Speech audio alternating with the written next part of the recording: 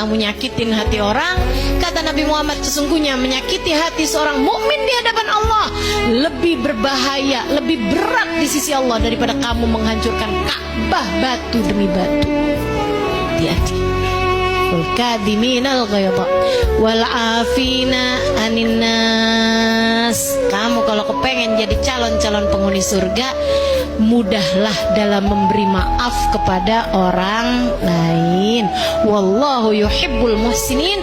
Allah cinta kepada hamba-hambanya yang selalu berbuat baik, bahkan kepada orang yang berbuat jahat kepadanya sekalipun. Kamu kalau dijahatin orang lain gak apa-apa, yang penting kamu jangan. Biasa aja bu, dibenci sama orang lain gak apa-apa, yang penting kamu jangan.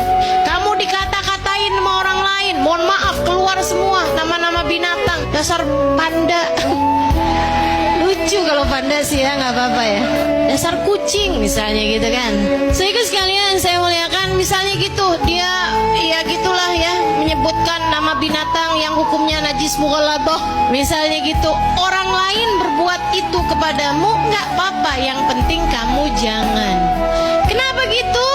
Karena teman-teman saudara sekalian, kita dalam hidup tuh udah pasti ada yang benci kita tuh udah pasti. Ada yang ngomong, ada yang gak enak sama kita tuh udah pasti. Semua orang emang pasti ngalamin itu kok. Ya udah pasti. Nabi Muhammad digituin, padahal Nabi Muhammad manusia yang sempurna.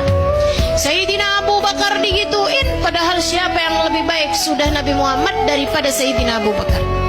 Sayyidina Umar bin Khattab meninggal, ibu-ibu sekalian, karena dibunuh sama orang Yahudi, sama orang munafik. Sayyidina Utsman bin Affan bersimbah darah ketika beliau sedang membaca Al-Quran, hingga darahnya menetes kepada ayat-ayat Quran yang sedang dia tulis saat itu, membuat beliau tewas. Semua orang-orang mukmin, orang-orang muslim, orang-orang yang nilainya tinggi di sisi Allah mendapatkan perilaku-perilaku tidak enak dari orang lain. Maka kalau cuman sekedar saya, cuman sekedar kamu dijahatin sama orang lain, ya wajar-wajar aja. Jadi bilangin sama diri sendiri, gak apa-apa ya digituin, yang penting kita jangan gitu.